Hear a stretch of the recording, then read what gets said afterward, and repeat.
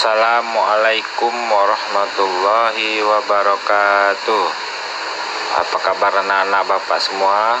Mudah-mudahan anak bapak yang berada di rumah diberikan kesehatan, diberikan ilmu, ya, diberikan rezeki yang banyak, ya anak-anak bapak. Dan salawat beriringan salam kita curahkan kepada Nabi besar kita Muhammad Sallallahu Alaihi Wasallam, ya. Mudah-mudahan di akhirat nanti kita diberikan syafaat oleh beliau. Oke, kembali lagi dengan Bapak Davis, ya, dengan materi akidah akhlak kelas 3. Oke, materi kemarin yaitu tentang Asmaul Husna sudah. Kita lanjut ke materi berikutnya yaitu iman kepada malaikat Allah. Oke, kita iman kepada malaikat Allah. Oke, kita masuk ke materi yang pertama yaitu pengertian malaikat. Oke. Malaikat ini adalah makhluk ciptaan Allah Subhanahu wa taala. Malaikat termasuk makhluk ciptaan Allah yang gaib, ya. Ini kalau gaib itu berarti tidak dapat dilihat, tidak dapat diraba maupun didengar. Nah, walaupun gaib, nah kita sebagai hamba Allah yang beriman wajib percaya bahwa malaikat itu benar-benar ada. Nah, iman kepada malaikat ini, malaikat Allah ini termasuk salah satu rukun iman yang kedua, yaitu malaikat ini adalah makhluk Allah yang tidak pernah ingkar. Nah, beda dengan manusia. Manusia ini banyak yang ingkar, ya. Nah, ingkar janji, ya, dan yang lain-lain. Nah, malaikat ini sangat patuh terhadap perintah Allah. Nah, malaikat diciptakan dari cahaya atau nur. Nah, orang yang beriman kepada Allah harus juga beriman kepada adanya malaikat-malaikat Allah. Nah, ini bedanya manusia dengan malaikat. Malaikat ini patuh kepada perintah Allah. Nah, sedangkan manusia kita, ya, anak-anak bapak, kepada orang tua aja masih sering melawan, ya. Nah, apalagi kepada Allah. Jadi cepat-cepat bertobat, ya, anak-anak bapak semua. Mudah-mudahan kita terhindar dari dosa. Nah, jadi malaikat ini tidak pernah dia ingkar. Nah, dia patuh terhadap perintah Allah. Apa yang disuruh Allah itu yang dia kerjakan. Oke, itu kira-kira pengertian malaikat. Lanjut, jumlah malaikat yang wajib kita ketahui. Nah, jumlah malaikat ini banyak sekali, ya. Tidak ada satupun manusia yang mengetahui jumlahnya, kecuali hanya Allah, ya, yang bisa mengetahui jumlahnya.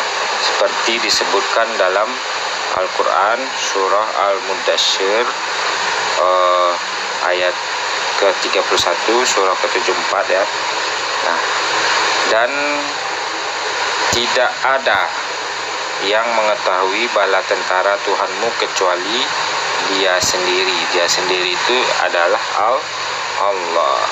Jadi tidak ada yang mengetahui bala tentara Allah itu, ya, kecuali Allah sendiri. Nah, dari sekian banyak malaikat yang telah diciptakan oleh Allah, sebanyak itu tidak terhitung jumlahnya, tidak ada satupun manusia yang tahu, ya. Nah, hanya 10 saja yang wajib kita ketahui. Nah, ke-10 malaikat tersebut, yang pertama malaikat Jibril, yang kedua malaikat Mikail, yang ketiga malaikat Israfil, yang keempat malaikat Israel, yang kelima malaikat Mungkar, yang keenam malaikat Nangkir, Yang ketujuh malaikat Raqib. Yang kedelapan malaikat Atib. Yang kesembilan malaikat Malik. Yang kesepuluh malaikat Ridwan. Ya, yang kita senangi ini ya. Mudah-mudahan kita ketemu dengan malaikat Ridwan ya. Oke, itu dari 10 itu. 10 yang wajib kita ketahui ya, anak-anak Bapak semua. Dari sebanyak itu malaikat, 10 yang wajib kita ketahui. Terus apa saja tugas para malaikat? Nah, yang pertama Jibril ya, yaitu menyampaikan wahyu kepada para nabi dan rasul. Wahyu ya, contohnya kita ini disuruh sholat, disuruh ngaji melalui wahyunya, melalui nabi atau rasul. Jadi siapa yang menyampaikan wahyu itu ke rasul, yaitu malaikat Jibril ya. Nah itu, jadi tugasnya Jibril yaitu menyampaikan wahyu yang pesannya dari Allah, disampaikanlah ke nabi dan rasul. Terus malaikat Mikail yaitu memberi rezeki dan mengatur turunnya hujan. Jadi tugas malaikat Mikail memberi rezeki dan mengatur turunnya hujan. Itu tugasnya malaikat Mikail. Terus yang ketiga malaikat Israfil. Nah, malaikat Israfil ini adalah yang ditakutkan ya. Yang kita umat manusia takut semua nih, yang masih ada banyak dosa, yang suka masih melawan orang tua, masih melawan guru ya, masih suka berkelahi sama kawan, suka melawan kakak-kakaknya, jahilin teman ya, sering nyuri atau macam-macam ya, membuat dosa. Nah, kalau malaikat Israfil ini tugasnya adalah meniup sangkakala. Nah, meniup sangkakala kiamat yang akan ditiup dalam 2 peristiwa, yaitu ketika terjadi kiamat dan pada saat bangkitnya manusia dari alam kubur. Nah, itu tugasnya malaikat Israfil. Jadi kalau udah ditiupkan oleh malaikat ini sangkakalanya, maka hancurlah, kiamatlah bumi ini seisi-isinya semua. Jadi jangan sampai ditiup kita belum bertobat ya. Cepat-cepat bertobat ya anak ya. Perbanyak ibadah, sholat, zikir. Terus tugas malaikat yang keempat yaitu Israel, mencabut nyawa semua makhluk hidup jika sudah menemui ajalnya. Jadi itulah tugas malaikat Israel, mencabut nyawa. Terus yang kelima malaikat Raqib, yaitu mencatat semua amal perbuatan baik.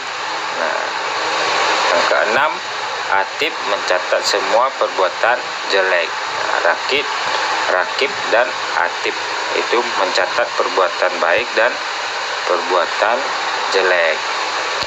Terus yang ketujuh Munkar, menanyai manusia saat di alam kubur. Kalau kita sudah meninggal dunia, langsung ketemu dengan malaikat Munkar. Nah, yang kedelapan yaitu Nangkir. Nah, saat menyiksa manusia saat di alam kubur. Nah, pertama Munkar dulu. Kita ketemu dengan Munkar, ditanyai marabuka, macam-macam. Kalau kita tidak ada amalnya yang kita bawa ke alam kubur, maka habislah dicambuk oleh malaikat Nangkir, yaitu menyiksa manusia saat di alam kubur. Nah, malaikat yang kesembilan malaikat Malik, yaitu menjaga dan mengawal pintu neraka. Ia memiliki sifat yang sangat keras nih. Nah, memiliki yang tidak ada rasa belas kasih kepada ahli neraka. Kalau kita banyak dosa, nanti ketemulah dengan malaikat Malik ya. Bapak nggak sanggup ketemu dengan malaikat Malik ya. Mudah-mudahan anak-anak Bapak juga jangan ketemu dengan malaikat Malik. karena tidak ada ampun ya. Kalau maka dari itu supaya kita tidak ketemu dengan malaikat Malik ini, tidak masuk ke pintu neraka, maka perbanyaklah ibadah ya, perbanyaklah ibadah, jangan lalaikan sholat, puasa, zakat nanti ya. Terus yang terakhir yaitu malaikat Ridwan. Nah, ini yang kita senangi, yang kita tunggu-tunggu, menjaga atau mengawal pintu surga. Ini malaikat ini mempunyai sifat yang lemah lembut, nah, yaitu untuk para ahli surga. Nah, mudah-mudahan kita semua anak-anak Bapak yang kita sesama muslim semuanya umat Nabi Muhammad masuk surga.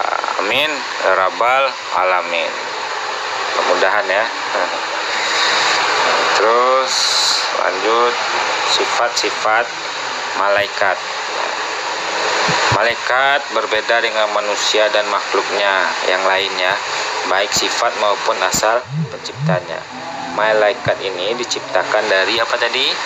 Nur atau cahaya, sedangkan manusia dari tanah. Kita diciptakan dari tanah ya nak ya. Nah, malaikat tidak dapat dilihat dengan mata karena makhluk gaib ya, karena kita tidak bisa dilihat dengan mata ya, karena makhluk gaib. Nah, walaupun begitu, khusus kepada para nabi dan rasul Allah, di antara malaikat itu ada yang menampakkan diri, bahkan ditemukan oleh Allah. Malaikat kadang-kadang datang kepada nabi dan rasul dengan menjelma sebagai manusia, kadang-kadang dalam bentuk aslinya seperti yang dialami oleh Muhammad, Nabi kita Muhammad Sallallahu Alaihi Wasallam ya.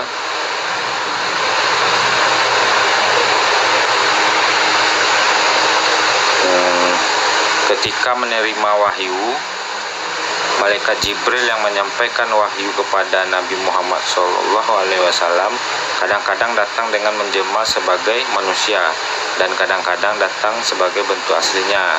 Nah, kadang-kadang malaikat tersebut juga datang dengan suara seperti suara gemecing lonceng ya. Malaikat selalu tunduk dan patuh menjalankan tugas yang diberikan oleh Allah kepada mereka. Mereka atau malaikat tidak pernah menentang atau melanggar perintah Allah ya. Tidak pernah menentang atau melanggar perintah Allah, itulah malaikat. Nah, mereka tidak pernah merasakan payah, tidak ada merasakan bosan, tidak ada merasakan lelah ya, haus ya, tidak ada. Malaikat juga tidak pernah ingkar atau mengeluh. Malaikat adalah makhluk yang taat menjalankan perintah Allah. Nah, jadi mudah-mudahan kita bisa meniru sifat-sifat malaikat ya, yang tidak pernah, yang taat kepada perintah Allah dan tidak kita langgar ya, tidak kita langgar perintahnya. Mudah-mudahan ya, amin ya rabbal alamin. Oke, untuk materi tentang iman kepada malaikat Allah ini Bapak cukupkan. Mudah-mudahan bermanfaat untuk anak Bapak semua dan bermanfaat untuk Bapak. Untuk kedepannya kita amalkan yang baik-baik supaya kita masuk surga dan ketemu dengan malaikat apa tadi yang apa, malaikat Ridwan ya, kita ketemu di situ. Amin ya robbal alamin. Bapak sudahi. Assalamualaikum warahmatullahi wabarakatuh.